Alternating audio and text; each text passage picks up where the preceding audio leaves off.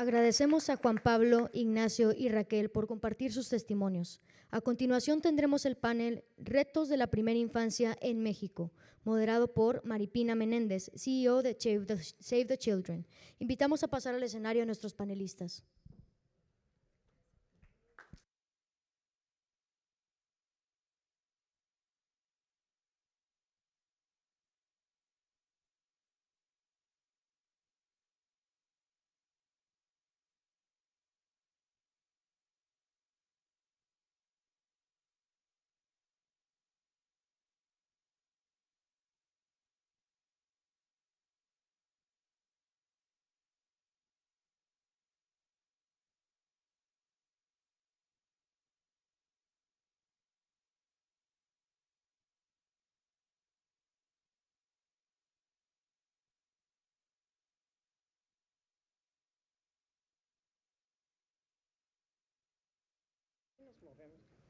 Sí, buenas tardes a todas y a todos. Pues es un gusto y un orgullo poder estar con ustedes en el lanzamiento del primer centro, hoy el único centro de primera infancia promovido por el TEC de Monterrey y por Fundación FEMSA.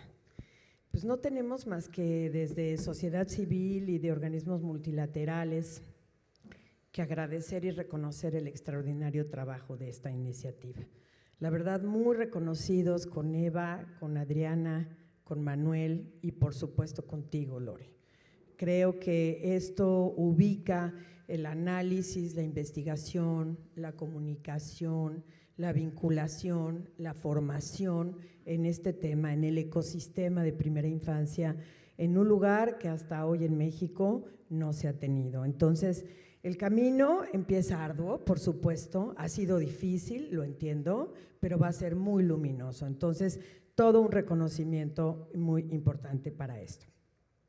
Entonces, entramos propiamente al, si podemos entrar, alguien que me ayude.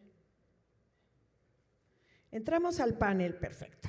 Entramos al panel directo siempre con algunas dificultades. Primero, diciendo que el objetivo fundamental de este panel tiene que ver con articular, primero que nada, con visibilizar la condición de la niñez en primera infancia en México, conocer de manera rápida su contexto, evaluar sus interacciones institucionales, las experiencias internacionales revisadas en México y, por supuesto, algunos de los modelos de atención que organizaciones han desarrollado en el tema de primera infancia. Y desde luego también es una ubicación o intento de una ubicación, que es a lo que quisiéramos llegar el día de hoy, para ver en esto la importancia y la trascendencia de un centro de primera infancia como el que se está lanzando el día de hoy. Lo primero y muy importante que quisiera agradecer y reconocer, por supuesto, son a mis queridísimos colegas que hoy me acompañan. Creo que tienen una característica muy especial y muy valiosa. Por supuesto, son expertas y expertos y experto en el tema de primera infancia en este país. Pero sobre todo, creo que lo más importante es que son activistas, son promotoras y promotores, se han vinculado a movimientos sociales, se han articulado con acciones de sociedad civil, han influido en el gobierno, en sus propias instituciones, etcétera. Y hoy, cada vez más, en esta creación del centro, necesitamos a estas personas que tienen un valor y que tienen una característica. Perfecto.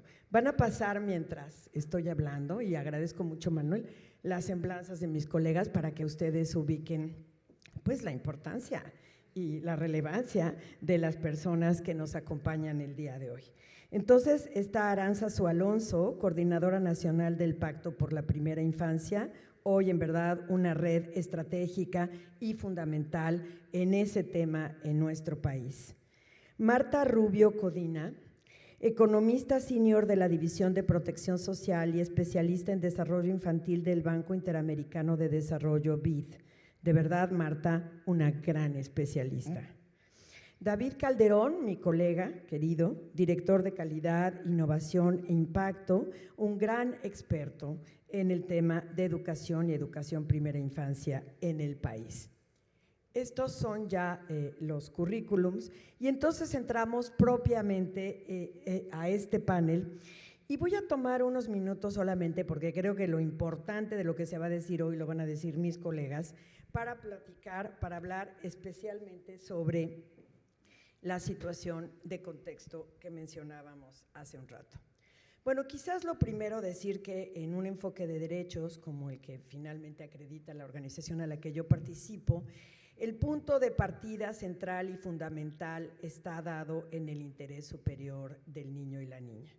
Esto significa, sin duda, que o se traduce de una manera clara en el sentido de que todas las acciones y todas las decisiones que hacemos todas las personas en la sociedad, el sector público, el sector privado y el sector social, nosotros debemos priorizar por la niñez y fundamentalmente por la niñez de primera infancia.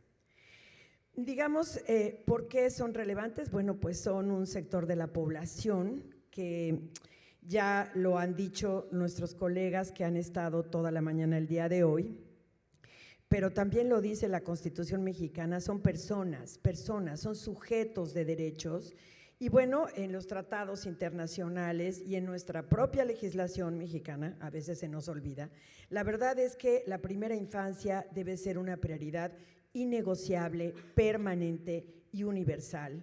Y la obligación que tenemos como sociedad es claramente el ejercicio y la restitución de sus derechos.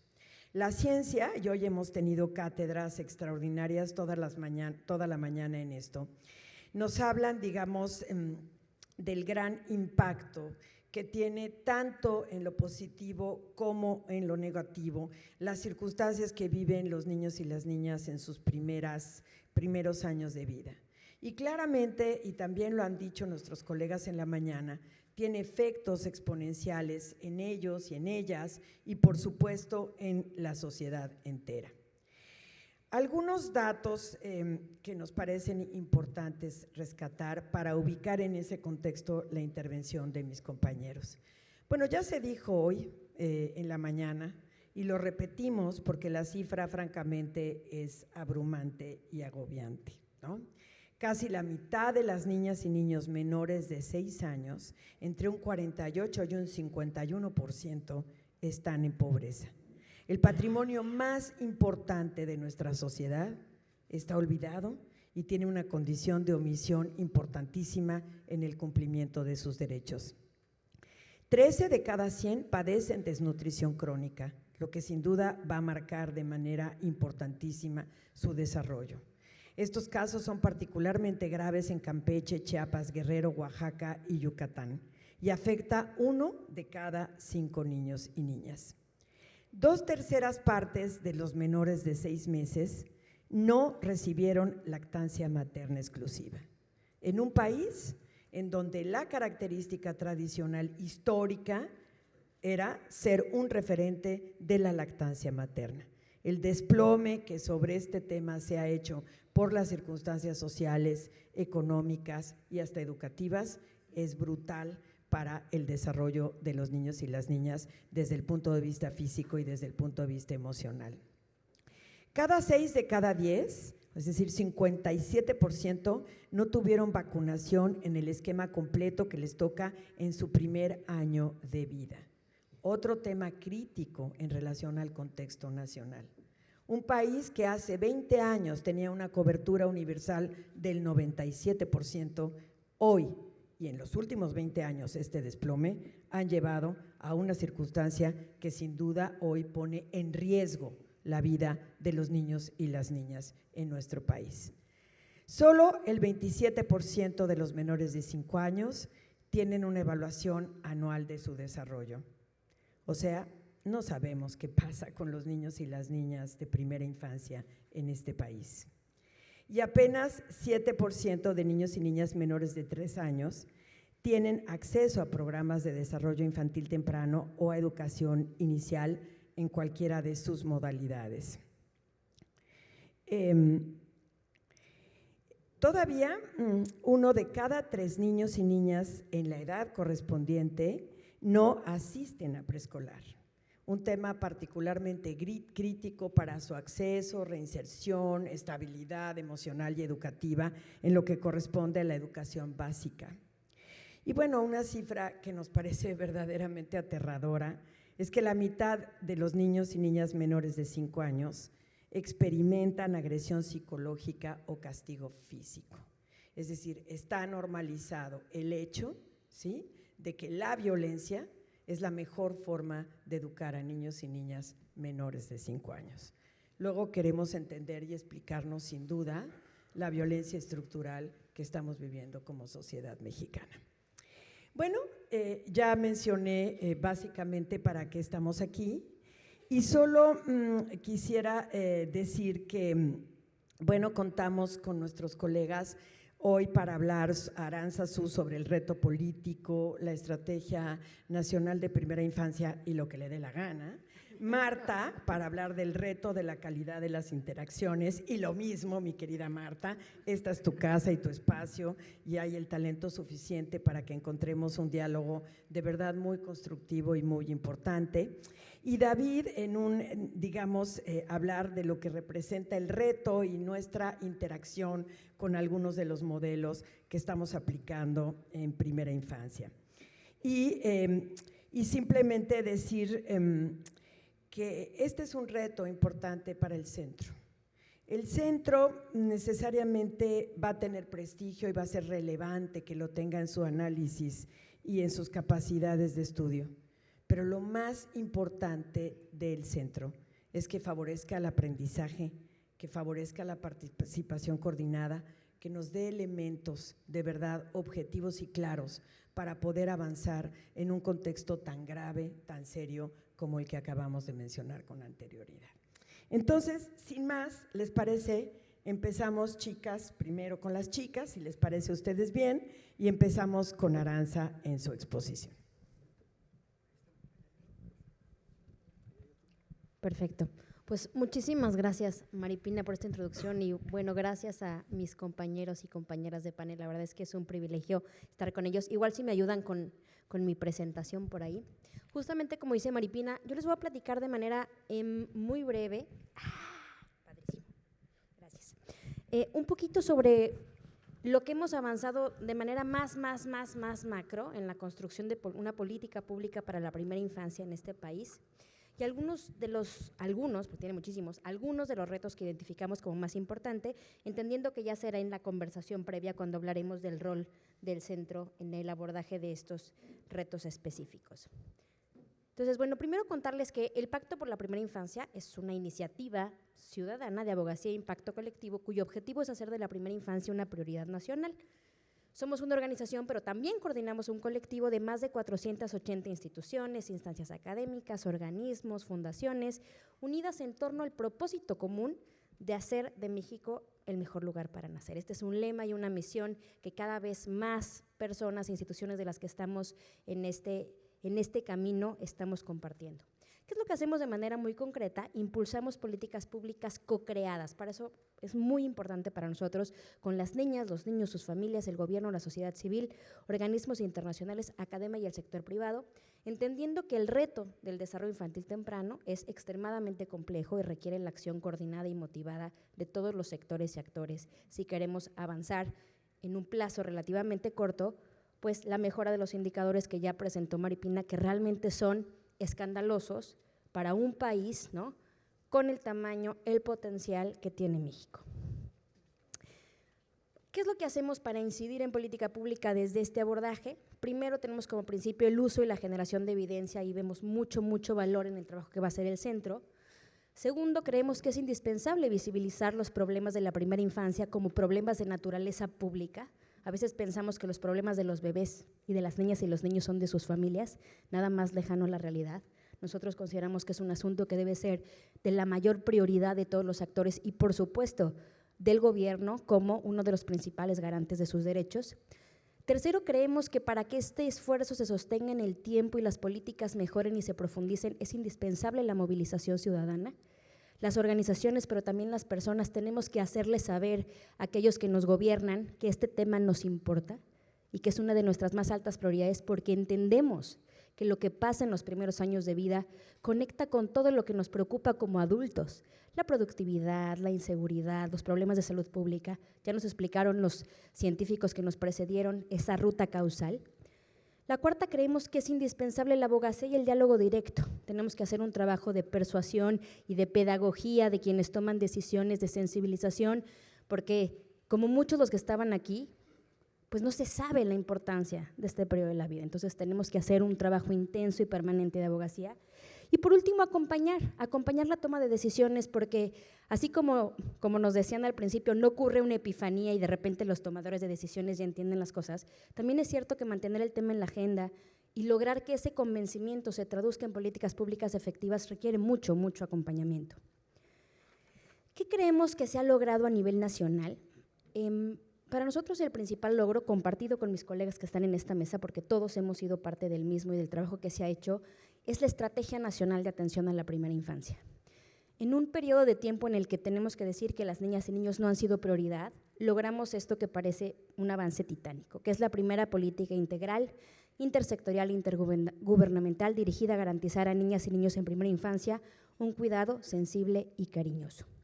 Es importante decir que esta política está basada en un documento que referenció Eva en su intervención, que es el marco del cuidado cariñoso y sensible. Este marco ha sido para nosotros un faro en cuanto a cuáles son los elementos que debíamos considerar en la construcción de la política. ¿Y cómo llegamos ahí? Es importante decir algunos antecedentes muy importantes para entender cómo es que se logró. También Eva lo mencionó, en el 2017 hubo una serie de Lancet sobre el desarrollo infantil temprano que puso en la mesa de la discusión internacional la importancia de las políticas integrales para la primera infancia. En ese momento presentamos la serie en México, hicimos un gran evento para presentar la serie en México a tomadores de decisión y ese fue, digamos, un punto esencial para que lo demás pudiera pasar, ¿no? Segunda cosa muy importante que logramos colectivamente, muchas de las organizaciones que están aquí, fue lograr que en el marco del Sistema de Protección Integral de Derechos de Niñas, Niños y Adolescentes, que como ustedes saben se creó gracias a la publicación de la ley en 2014, este sistema trabaja por comisiones. Logramos que se creara una comisión de primera infancia. Su primera versión era una comisión de desarrollo infantil temprano, luego se convirtió en primera infancia, pero ¿cuál es el chiste de esta comisión?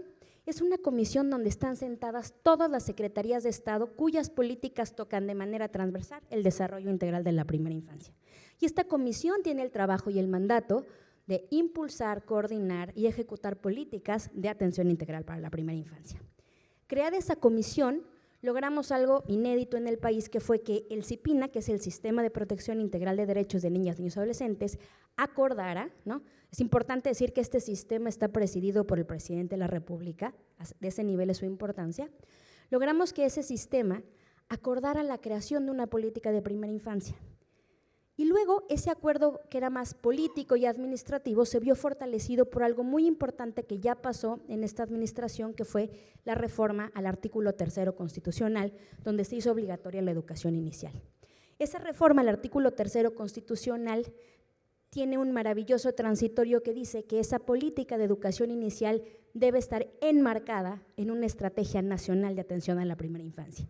Y entonces la voluntad política, el acuerdo administrativo y el mandato legal confluyeron en un mandato único que derivó en la creación de la Estrategia Nacional de Atención a la Primera Infancia.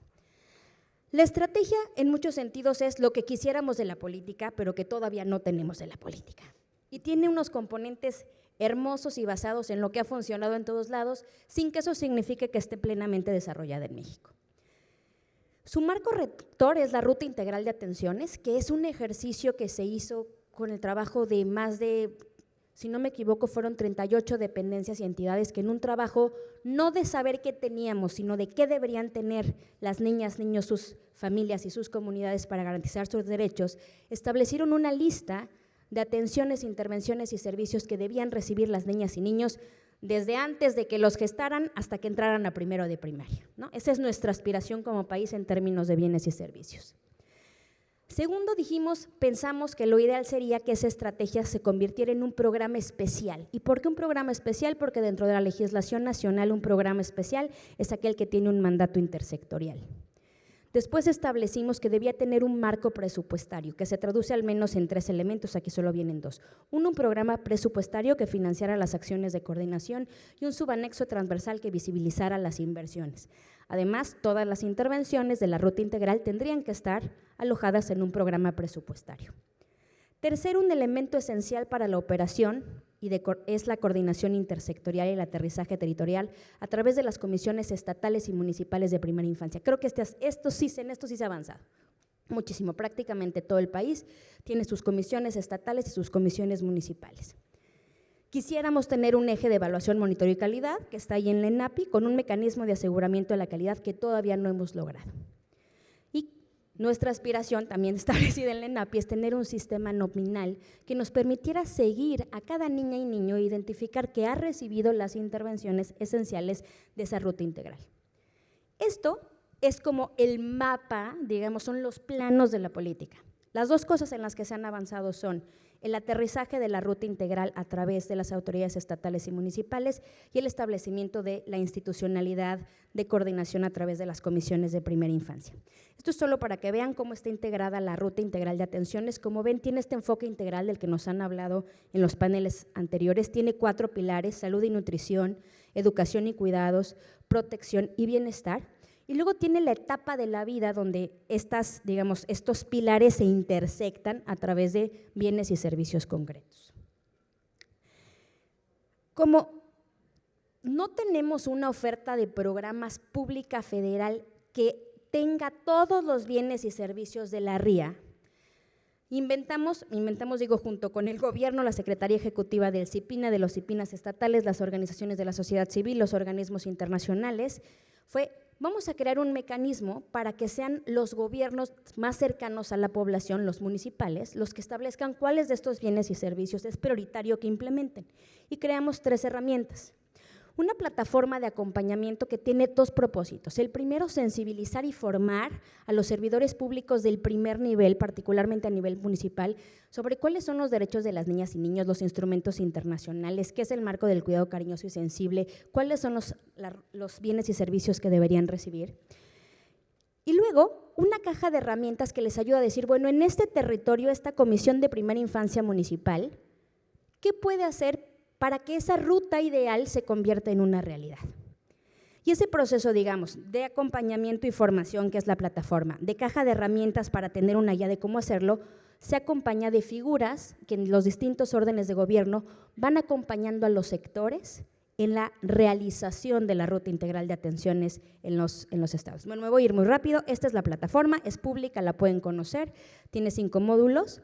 La caja de herramienta tiene estos 6 pasos: programa de trabajo, diagnóstico situacional, consulta infantil. Esto es esencial. Logramos que esta política pública nacional considere la opinión de las niñas y niños en primera infancia en la determinación de prioridades de política. Se hace un mapeo de la oferta, se priorizan intervenciones y se hacen planes de implementación. ¿Cuáles son los principales retos que vemos desde la sociedad civil? Vemos 3. 1, si bien no se ha avanzado tanto como quisiéramos, lo que se ha avanzado es valiosísimo y lo tenemos que institucionalizar para que en el marco de una transición a un nuevo gobierno no se pierda. Segundo, tenemos que ser más ambiciosos. La ruta integral de atenciones no puede ser una ruta ideal, tiene que ser una ruta programática. ¿Eso qué significa? Que tiene que estar en programas presupuestarios donde se vinculen objetivos, actividades, indicadores, metas y recursos. Y el tercero, necesitamos completar aquellos componentes muy bonitos dibujados en el plano de la política en los que no hemos logrado avance sustantivo, que para mí son 3: el sistema nominal, el programa coordinador y el programa especial. Y con eso concluyo esta parte. Muchísimas gracias.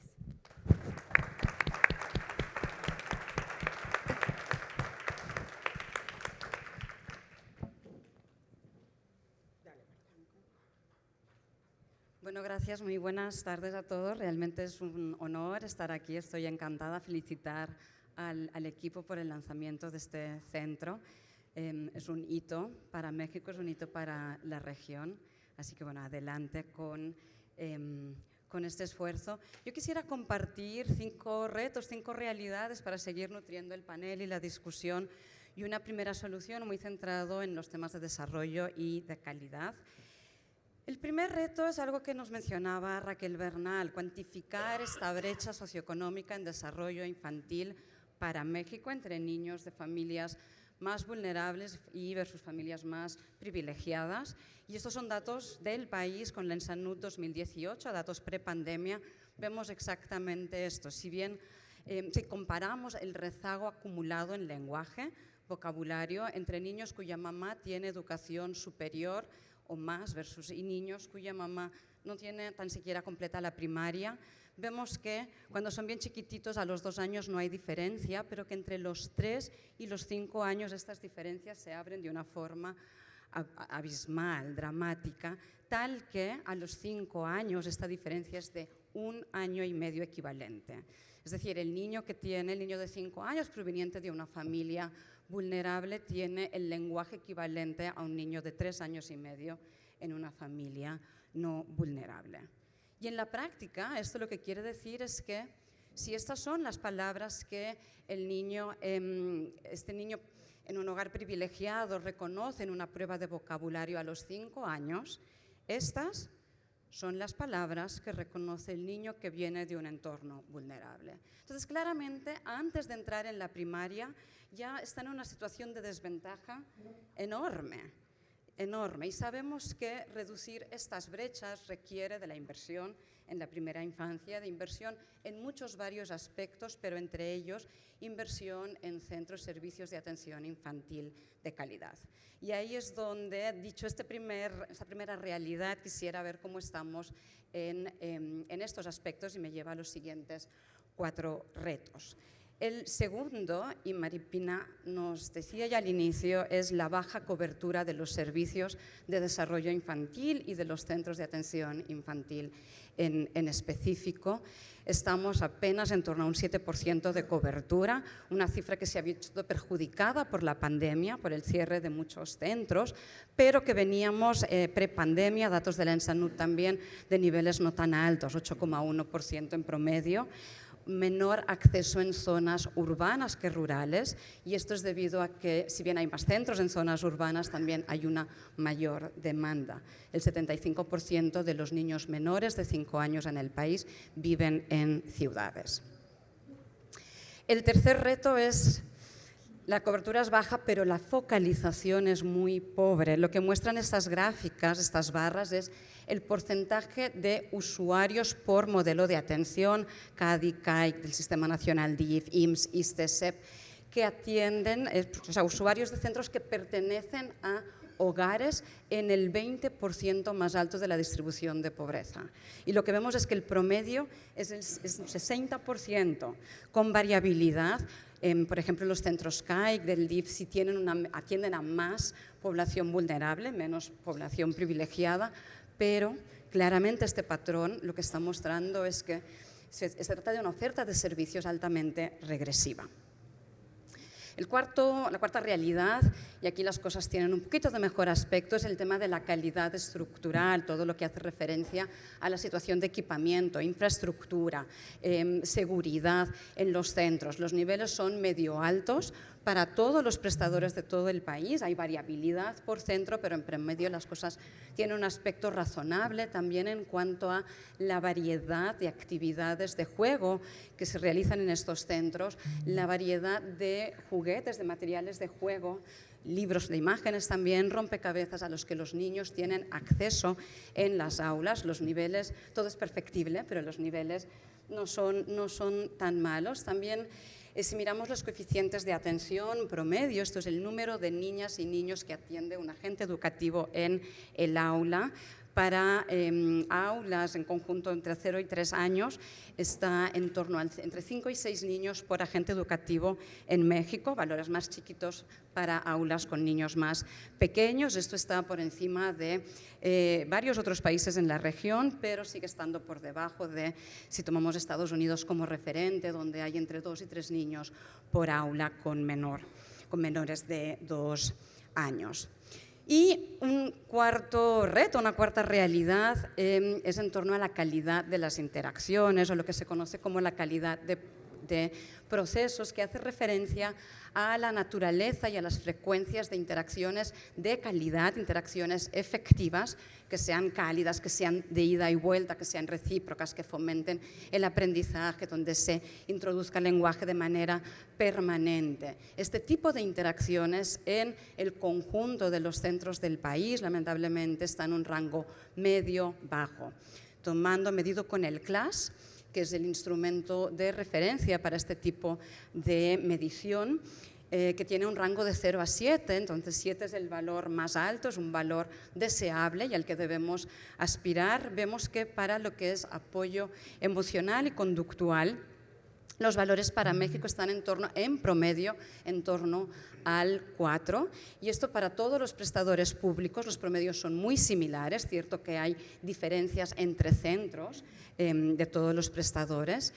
Para apoyo motivador del aprendizaje, promedios de menores, inferiores a 2 puntos, niveles bien bajos. Y esto es fundamental y crítico porque es este apoyo motivador del aprendizaje que se basa en el andamiaje, en el modelaje lingüístico, lo que nos conlleva a mayores niveles de desarrollo cognitivo, de desarrollo del lenguaje, también desarrollo socioemocional, que contribuirá a cerrar esas brechas que veíamos al inicio. Entonces, contarles algo de lo que hablamos mucho con muchos colegas, y es que no se puede cambiar lo que no se mide. Y en ese sentido, felicitar al país por atreverse a medir el desarrollo infantil, atreverse a medir la calidad de la atención en los centros, y no solo temas estructurales, pero atreverse a entrar en el aula. Los datos que les he estado mostrando provienen, todo el tema del lenguaje y los datos de cobertura de la ENSANUD. Por primera vez en 2018 la ENSANUD incluyó un módulo de desarrollo infantil. En esto México ha sido pionero junto con Ecuador, y ambos países trabajaron juntos, lo que fue un espacio de intercambio muy bonito, y se incorporó la medición de lenguaje. Y también tuvimos la suerte de trabajar desde el banco coordinadamente con la Secretaría Ejecutiva de la CIPINA y con los principales prestadores de servicios del país en este análisis, este diagnóstico de la calidad de la atención, centrada en temas no solo de estructura, pero también de interacciones, en una muestra representativa por prestador y a nivel nacional. Entonces, bueno, esto es un dato alentador que, respondiendo, es algo que considero que deberíamos seguir haciendo a futuro y en lo que el centro puede contribuir. Y resultado de esto, ya con un diagnóstico, pudimos empezar a pensar soluciones al problema. Y la solución, una de las soluciones en la que venimos trabajando también en muy estrecha colaboración con el equipo de pedagogía de la Coordinación de Guarderías del IMSS, ha sido en la construcción de un modelo de aseguramiento continuo de la calidad. Es el programa Luciérnaga. Luciérnaga lo que pretende es fortalecer habilidades en los agentes educativos a través de mentorías para lograr interacciones más efectivas, más cálidas, más cercanas, más ricas en lenguaje, más promotoras de aprendizaje en los centros. Se estructura en torno a 12 prácticas priorizadas que reflejan estas interacciones: responder al niño, responder a sus necesidades, tener intercambios constantes, reconocer y felicitar sus esfuerzos de forma específica, hasta 12 prácticas organizadas en ciclos de mentoría, donde la mentora, que es alguien que reside en este centro, trabaja y acompaña al agente educativo en la apropiación de estas prácticas a través de estos ciclos de planificación, observación y retroalimentación. Lo que es fundamental para el éxito es esta relación de mentoría, que sea bien horizontal, de co-construcción, de respeto, de confianza entre mentora y agente educativo. Esto es lo que muestra la fotografía en pantalla, y es algo que es muy distinto, supone un cambio de paradigma con respecto a los mecanismos de supervisión tradicional. Luciérnaga, estamos en proceso de desarrollo, incluye una caja de herramientas con múltiples documentos, guías, etcétera, una biblioteca con ejemplos de estas mejores 12 prácticas, ejemplos del proceso de mentoría, clips para el análisis, todo para acompañar este proceso de formación en servicio. Y bueno, han sido 2 años de trabajo largo, súper motivante, muy estimulante con el equipo del IMSS. Partimos de todo un proceso de conceptualización de una primera versión de la estrategia que piloteamos a lo largo de 3 ciclos iterativos y rápidos en 16 guarderías del IMSS actualmente, y que desarrollaron una versión final que no tenía nada que ver con la versión inicial. Fue mucho el aprendizaje. Estamos consolidando esta versión final por el momento, y con miras a, en el próximo año, empezar a escalar este ejercicio en Luciérnaga en inicialmente 40 guarderías de prestación indirecta en colaboración con el proyecto DEI, gracias a recursos de la Fundación FEMS a través del Fondo de Innovación de Primera Infancia del BID. También conversaciones en curso para implementar, la idea es que esto informe una estrategia de escalamiento. Estamos también en conversaciones para implementar Luciérnaga en los centros de prestación directa del IMSS, y para ello me complace decirles que IMSS ya ha contratado a 3 facilitadoras de planta maravillosas. Las facilitadoras son quienes forman a las mentoras. Y bueno, un poquito, y anticipándome a la pregunta que hacías, el sueño que compartimos es lograr que Luciérnaga se expanda a todos los centros del país, acompañe, sea parte de la Política Nacional de Educación Inicial, en el marco de la ENAPI, se acoja y contribuya a expandir la luz y el entusiasmo en todas las agentes educativos. Muchas gracias por este espacio.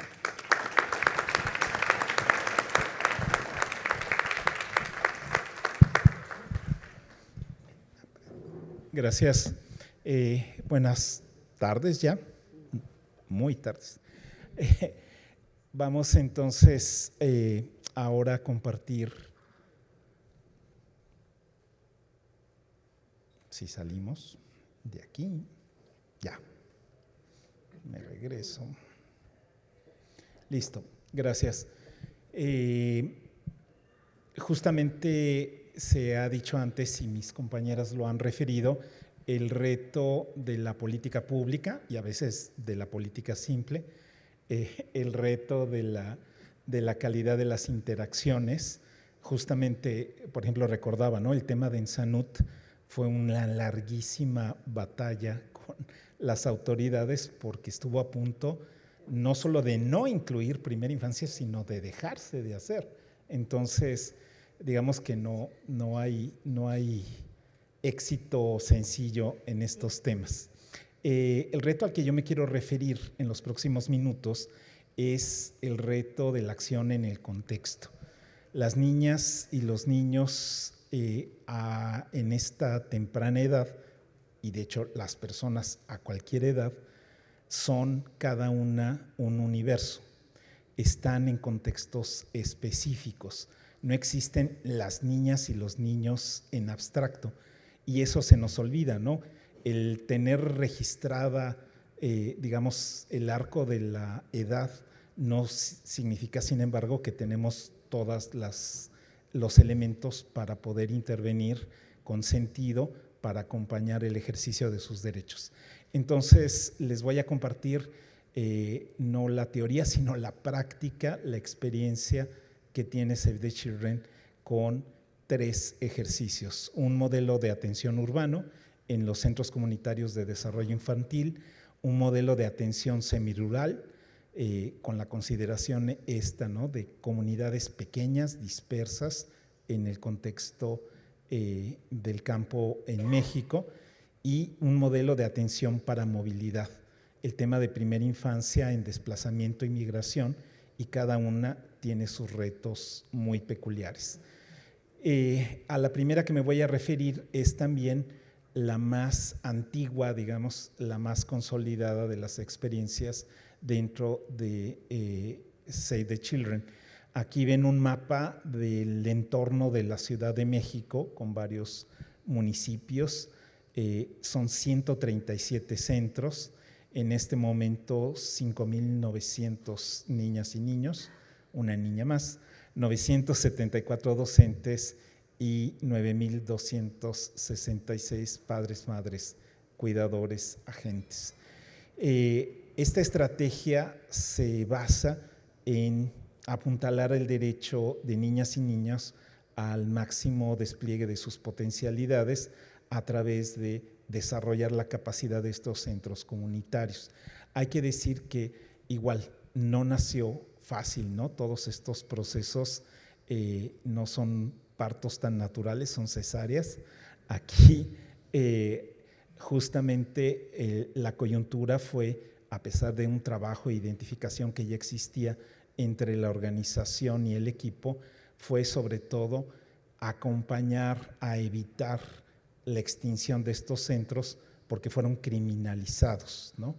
Se definió como un crimen atender a las niñas y a los niños desde el colectivo de las madres que se pusieron de acuerdo.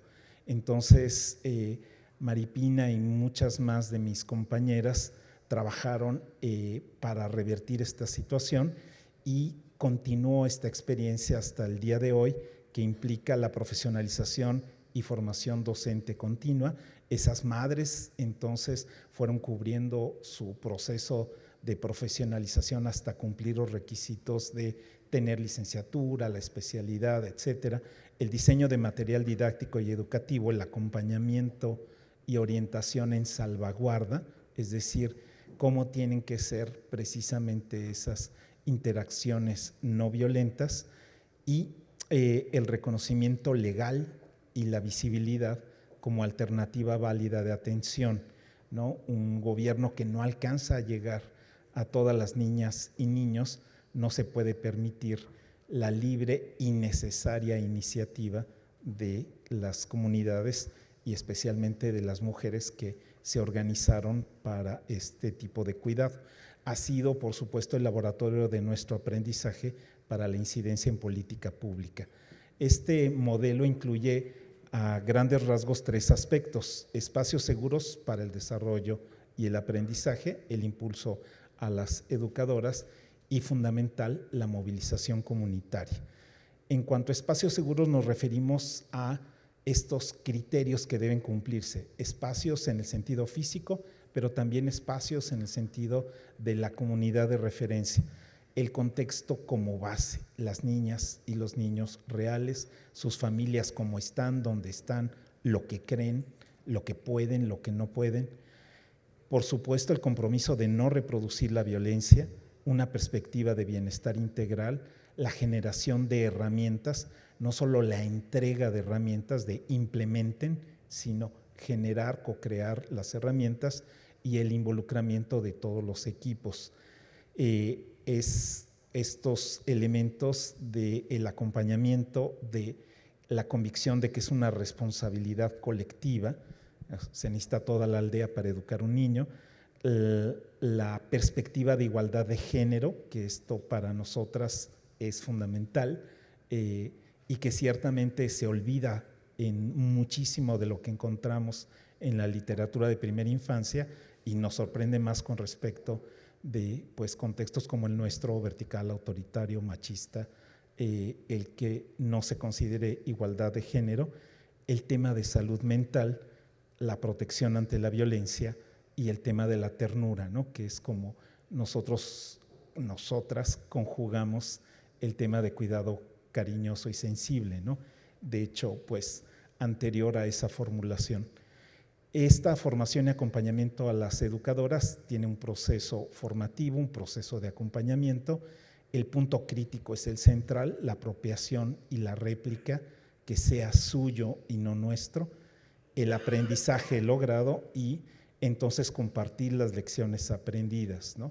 Se vuelven nuestras maestras y consejeras precisamente para los temas de política pública. Entre los temas de oferta educativa está el juego y crianza con ternura, un ejercicio que hacemos con el EGO también ahora, acompañados por Fundación FEMSA, que le llamamos un 2-3 por el aprendizaje, temas de alfabetización y matemáticas emergentes. En comunidades resilientes, prácticas de higiene, salud digestiva, estilos de vida saludables y desarrollo socioemocional a través del arte. HEART es un esquema que se desarrolló en condiciones de emergencia desde Save the Children, y también la salud mental y el bienestar de los agentes, de las propias docentes.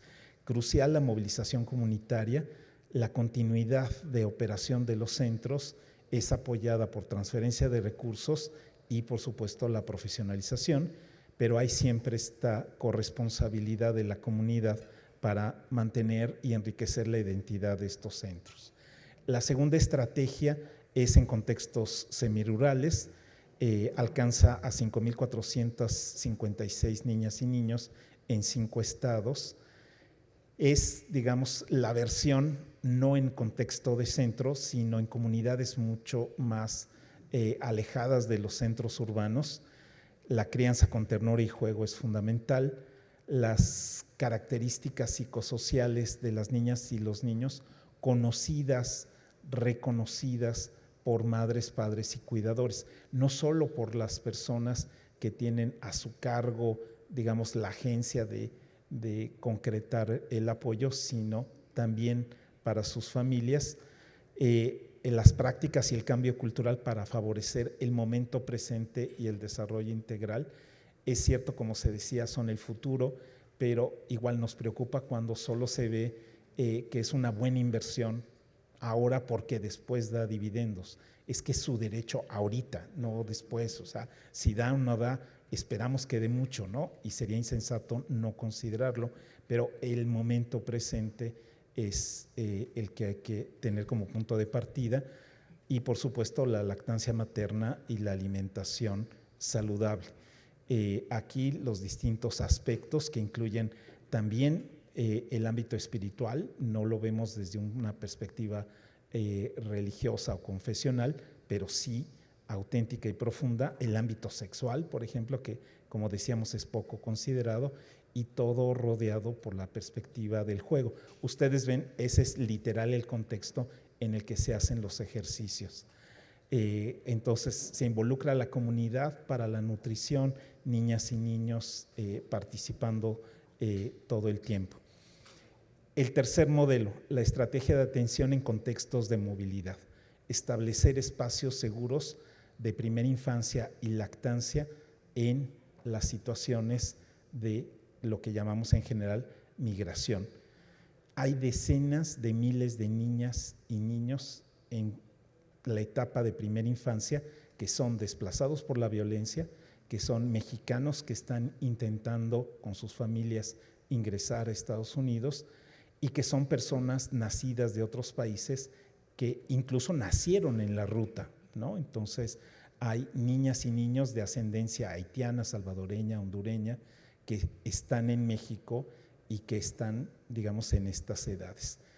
Imaginemos entonces, con lo que ya se nos dijo en la primera etapa, la precariedad extrema de no estar en tu comunidad de origen, cómo los transportes y los espacios son inseguros y hostiles para todos, pero imaginemos qué pasa de 0 a 5 años, y imaginemos todo el efecto de negligencia y maltrato que puede estar ligado a que sus familias padecen incertidumbre legal, desamparo en habitabilidad.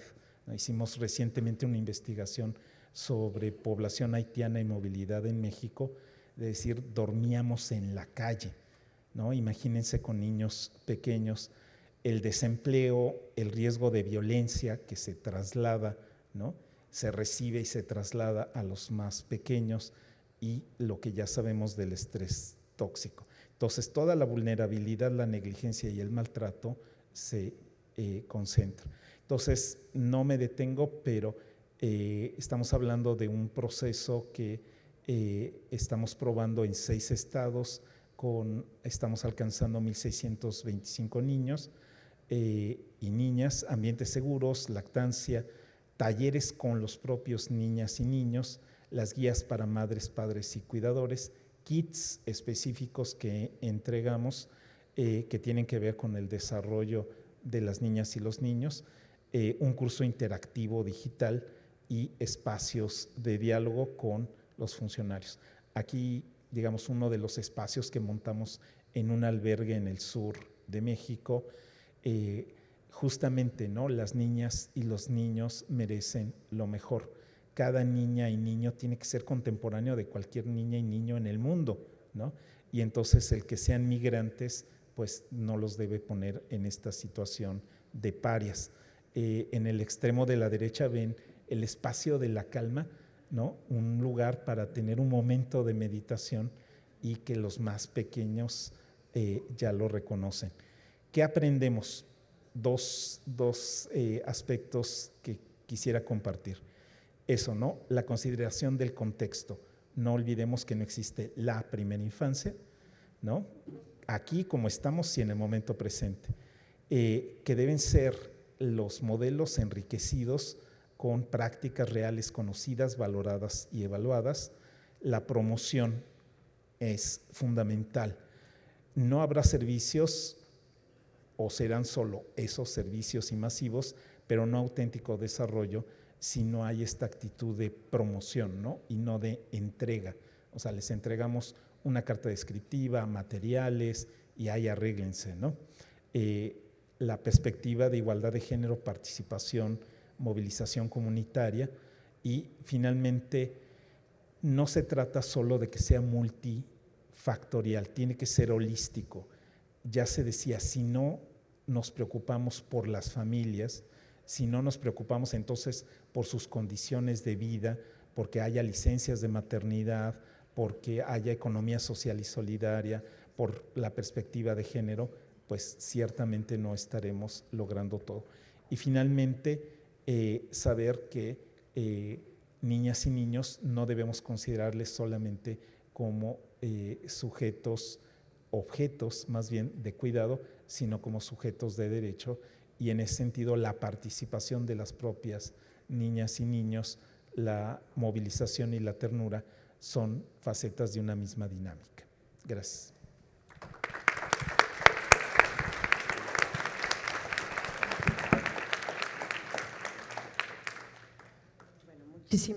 Muchísimas gracias, colegas. La verdad creo que cada uno aporta una exposición brillante y práctica de lo que nos está implicando a cada una de las instituciones tratar de verdad de concretar una política y una interacción de protección y seguridad para niños en primera infancia.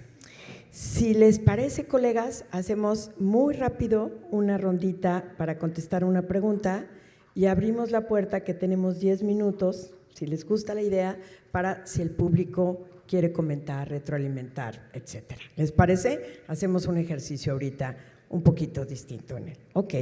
Entonces, la pregunta es muy sencilla, está relacionada, por supuesto, con lo que hoy nos convoca y nos invoca, que es el Centro de Primera Infancia. Y bueno, me gustaría muchísimo que nos comentaran, y creo que a todos, ¿qué piensan ustedes desde el lugar en donde están? Que puede aportar al centro, porque es tan importante, pienso, para cada una de las acciones que nosotros hacemos. Y muy rápidamente y muy sencillo también, ¿qué podríamos ofrecer nosotros también para tener un acto de reciprocidad como en un centro como este, ¿no? Empezamos contigo, Arasa. Muchísimas gracias, Maripina. Pues yo escuchando la misión del centro, lo que quiere ser, yo pienso en algunas cosas muy prácticas que se me antojan de entrada, ¿no? Así que digo, ay, estaría buenísimo que hiciéramos esto. La primera es el pacto, al ser un colectivo integrado por muchas instituciones. Bueno, tengo que decir, no todas trabajan con niñez, pero de las que sí trabajan, tienen un alcance de más de 2 millones de niñas y niños. Entonces, imaginemos que en el eje de educación pudiéramos pensar en programas formativos para que esas organizaciones que ya trabajan con niñas y niños mejoren sus modelos, sus prácticas, incorporen la ciencia del desarrollo infantil a sus propios modelos de intervención. De entrada ahí ya le veo un potencial enorme. Otra, platicando hace como una hora aquí con la secretaria de Educación, y luego recordando una plática que tuve también con América, con Priscila ahorita también, y luego con Fundación Coppel, con América hace tiempo, fue justo lo que nos pasa en el pacto, es que a veces convencemos al de hasta arriba, es decir, a la persona titular del Poder Ejecutivo, con mayor o menor éxito, y luego trabajamos mucho con los niveles bajos y medios, lo cual sostiene un montón de trabajo, pero luego nos falta un cachito, que son, pues sí, los mandos a nivel secretario de Estado, ¿no? Es justo lo que platicábamos hace un minutito. Digo, ¿qué pasa si el centro, ¿no?, pudiera pensar en una oferta para esas personas que tienen características muy especializadas, no pueden echarse 100 horas de diplomado, pero sí necesitamos sensibilizarlas y formarlas para que ahí donde nos atoramos, que es en lo programático presupuestal, pues tengamos convencida toda la cadena, ¿no? No solo al de hasta arriba y al de que opera, sino también al que hace posible que las cosas difíciles sucedan. La tercera es una cosa que nosotros necesitamos desde hace un rato, que es, bueno, hemos hecho mucho esfuerzo en este tema del ENAPI, pero a mí me encantaría evaluar qué tan… No me atrevería a decir que ya tuvo un impacto, digamos, en los indicadores sobre los derechos de niñas y niños, pero creo que sí ha cambiado un montón de percepciones, actitudes y conocimientos en los servidores públicos de las comisiones de primera infancia, y creo que eso sí ya se lo están llevando al servicio público. Entonces, me encantaría pensar en el centro como una instancia que nos pueda ayudar a evaluar esos macroprocesos de política. ¿Y qué ponemos nosotros sobre la mesa? Bueno, por supuesto, al colectivo con el que estamos trabajando, nuestras experiencias y necesidades en materia de política pública, ¿no? Como ya lo hemos dicho, creo que dibujamos padrísimo el plano de la política pública, pero falta meterle a los diferentes componentes, y ahí una investigación aplicada pues, puede ser de muchísima utilidad. Eso sería por mi parte. Gracias. Bueno, ahora que se acerca la Navidad, yo tengo una lista muy larga de deseos con los que el centro podría contribuir. Creo que una de las cosas más importantes, y te referiste a esto ahora, Arantzazu, al final, es pensar en soluciones y estrategias que realmente respondan a las necesidades reales. A veces en el ámbito de la investigación tendemos a pensar en grandes innovaciones o en soluciones a cosas algo abstractas, y hay necesidades particulares, reales en el país. Ha habido también muchos avances, pero aterrizar y pensar en estrategias que respondan a esas necesidades y que sean escalables, y esas son parte de los propósitos en su mensaje inicial, lo cual me complace mucho, pero no perder ese foco es una de las solicitudes importantes, pensando, por ejemplo, cómo podemos ampliar la oferta de servicios de cuidado, y todos conocemos la realidad de la desfinanciación de las estancias infantiles, cómo podemos mejorar la focalización de esas ofertas, cómo podemos entender también qué espacio hay para los programas de acompañamiento familiar, que los hay en el país, y pensar siempre cómo no tiene ningún sentido expandir la cobertura de programas, y alguien lo ha dicho en la mañana, no recuerdo quién, si no son de la calidad adecuada. Eso es un despropósito y es una pérdida de recursos. Entonces, pensar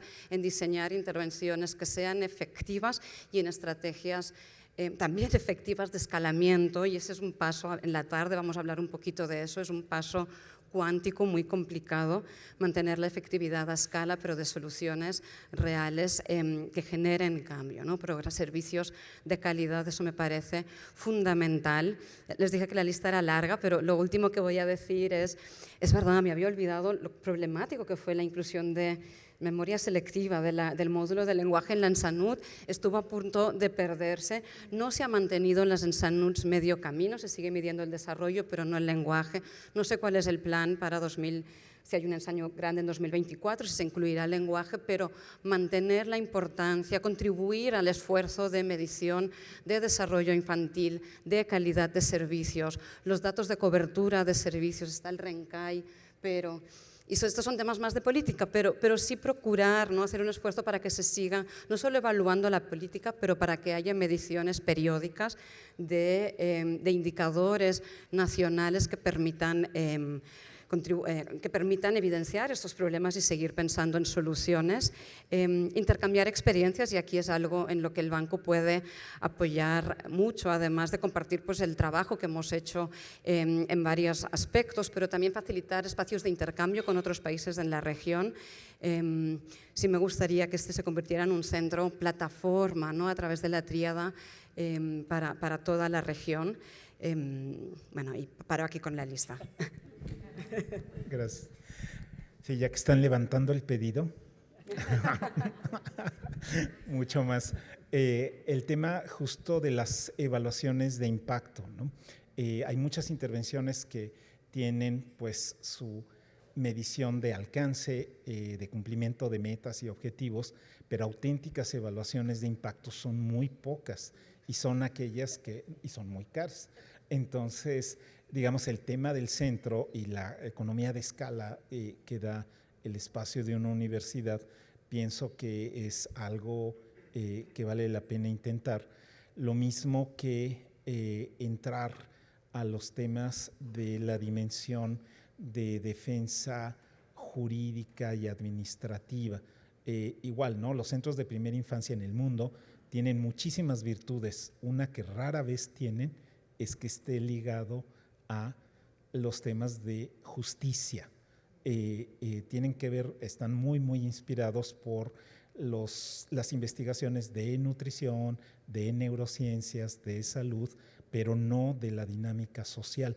Hay muy pocos científicos sociales auténticos, científicos sociales ligados a la investigación de primera infancia. Entonces, no trabajar con uno solo de los hemisferios cerebrales, para seguir con la metáfora neurológica, es fundamental, ¿no? Entonces, la investigación sobre presupuestos, la investigación sobre eso tal cual, el costo de las intervenciones es fundamental, y por supuesto una invitación a acompañarnos en dos temas que están muy en el corazón de Save the Children: el tema de la educación comunitaria como opción reconocida y el tema de la primera infancia en contextos de movilidad.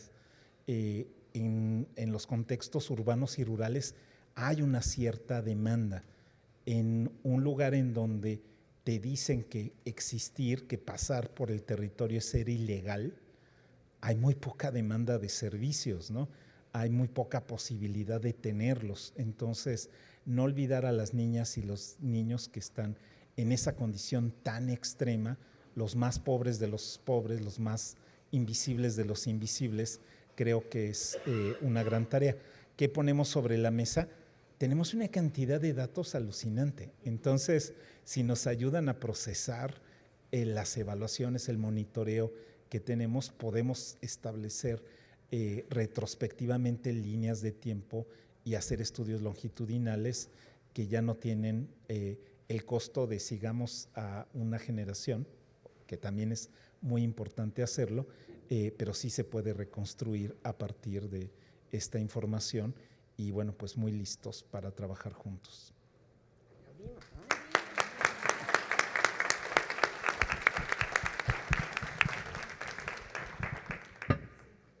Bueno, yo solamente agregaría al tema de lo que ya han mencionado mis colegas, sumándome, por supuesto, a lo que dicen, es el hecho de que el 2024 no sé si es tan promisorio y que no estamos claros de que en la agenda política del país esté considerado el tema de la niñez en general, y por supuesto no está la primera infancia.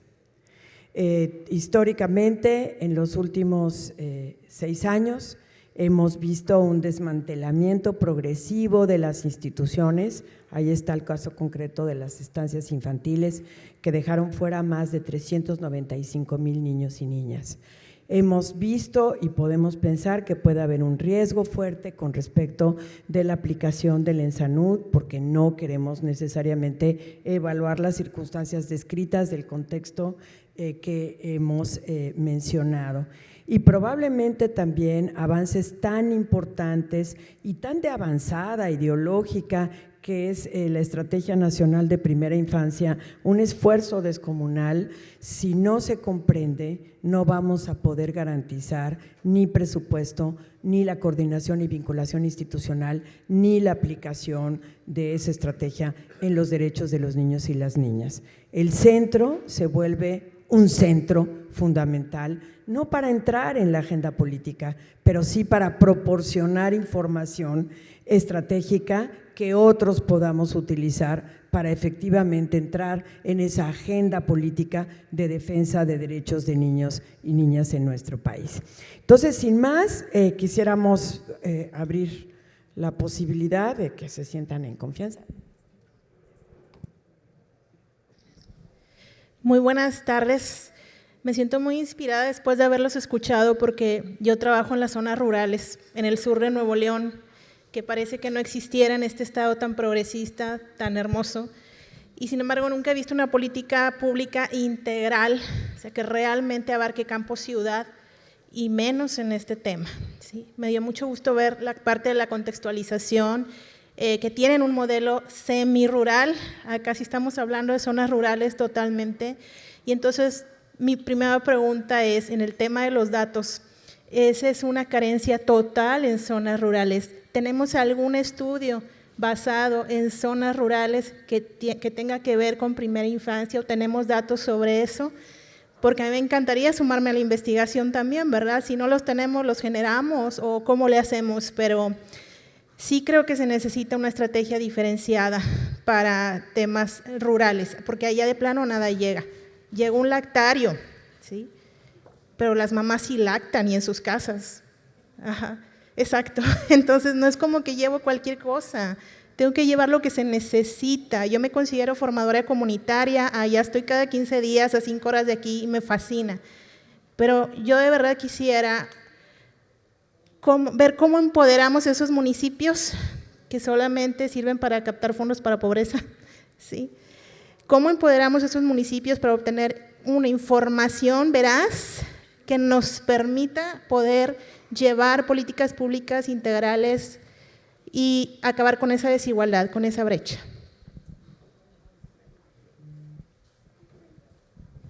¿Alguien más? Una respuesta breve, sí, por supuesto, es muy necesaria y una gran carencia de información. Ya Marta lo señalaba, es decir, cuando son encuestadas las familias, hablan de los servicios, ¿no?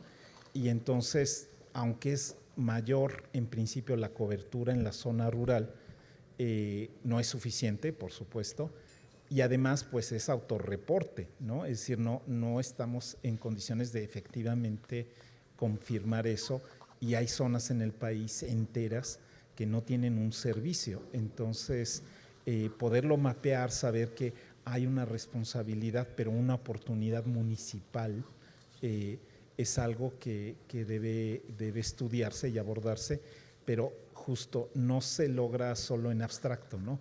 Se logra con la movilización, y entonces si hay alguien en terreno, pues eso, ¿no? Conversemos, porque es fundamental eso, asegurarnos que llega a todo el mundo, ¿no? A cada niña y niño. 4 minutos más. ¿Hay alguien más?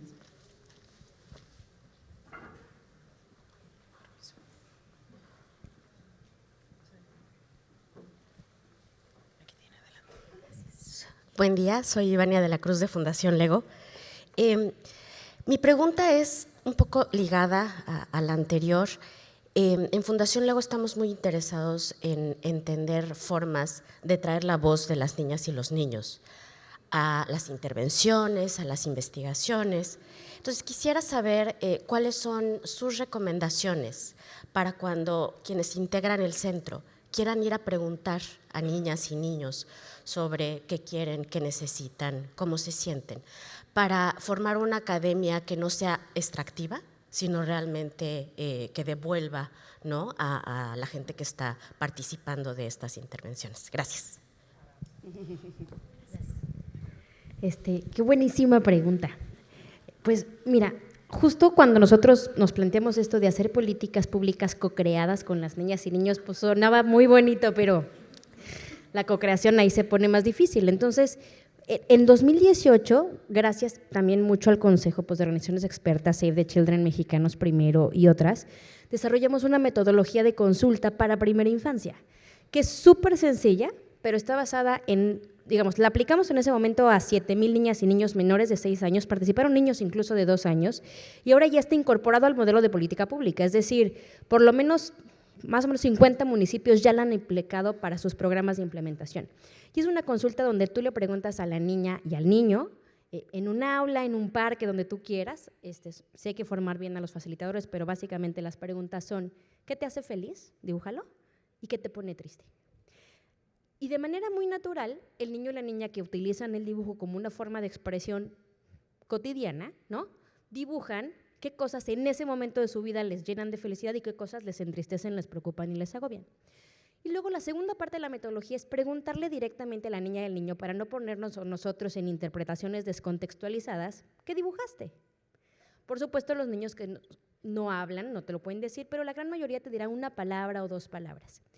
Entonces, nosotros lo que hicimos fue tomar eso, categorizarlo y luego traducirlo en recomendaciones de política pública. Entonces, es una forma muy lúdica, muy intuitiva, que ya probamos y que ya se está haciendo a nivel nacional, que, sí, que ya ha servido para informar política pública y que, por supuesto, eso también existe, eso también la ponemos a disposición del centro. Esos resultados de esa consulta que hicimos a nivel nacional y los que se están haciendo estatales y municipales también los ponemos a disposición del centro. Gracias. ¿Queda una intervención? ¿Puede ser? ¿Sí? ¿Adriana? ¿Una intervención? Perfecto. Y vamos cerrando.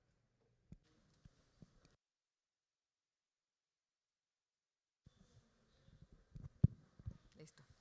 Gracias. Suni Villa, del Centro de Investigación Económica y Presupuestaria y de la Escuela de Ciencias Sociales y Gobierno. Pues muchas gracias por todas las intervenciones. Y yo quería plantearles la pregunta en el marco de la gran brecha que tenemos todavía de educación inicial, ¿no?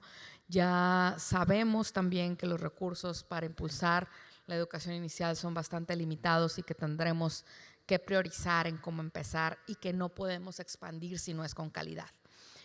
Pensando también en las realidades de los espacios comunitarios, ¿cómo expandir y evaluar la parte de calidad, sobre todo en esos lugares en donde no se da la educación a través de un centro de atención? No sé si han pensado al respecto, que nos puedan compartir. Gracias. Sí, no, es una pregunta muy importante y se vincula al comentario que nos hacías también, cómo generar información, pero cómo generar respuestas, intervenciones diferenciadas a distintas realidades. Las estrategias no son necesarias las mismas en grandes urbes que en zonas remotas no pueden ser las mismas. Hay ejemplos anecdóticos, pero parece mentira que tengan que ser anecdóticos, ¿no? Y que o sea, son claridades. Entonces, sí, hay mucho espacio para fortalecer los espacios comunitarios. El país cuenta con el modelo de CONAFE y es preciso. Y hay modelos de acompañamiento familiar también que pueden dar respuesta a lugares más dispersos, más remotos.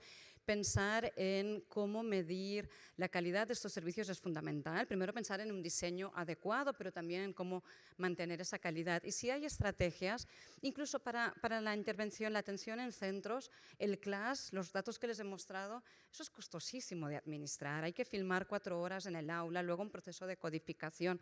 No podemos hacer esto a escala en ningún país, pero menos en un país como México.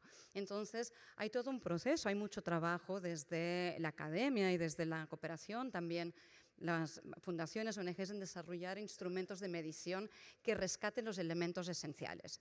Y esto es tanto para la calidad de la atención en centros como para la calidad de la atención en grupos o en programas de acompañamiento familiar. Cada tipo de atención tiene un mecanismo de entrega distinto, entonces el instrumento que mida la calidad debe reconocer ese mecanismo de entrega, pero también debe tener un elemento importante de medir el involucramiento del cuidador, el involucramiento del niño, un poco qué les hace felices. Bueno, es ese espacio, hay diversión.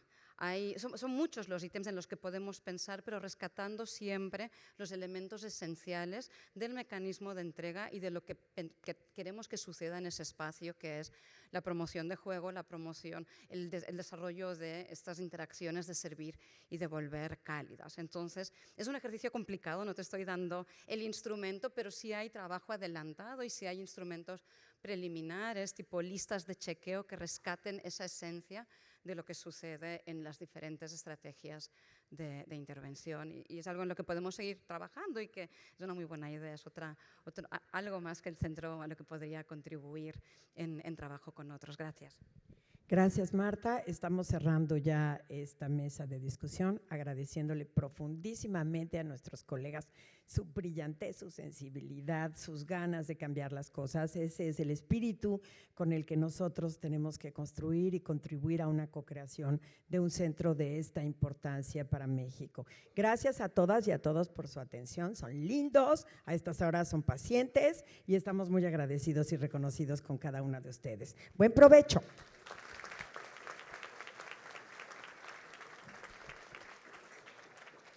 Agradecemos a todos y a todas por acompañarnos hasta este momento. Les invitamos a pasar por un box lunch que tenemos preparado para ustedes. Retomaremos el evento a las 2:30 con la presentación de la edición especial de Primera Infancia de la revista Pediatrics. Provecho.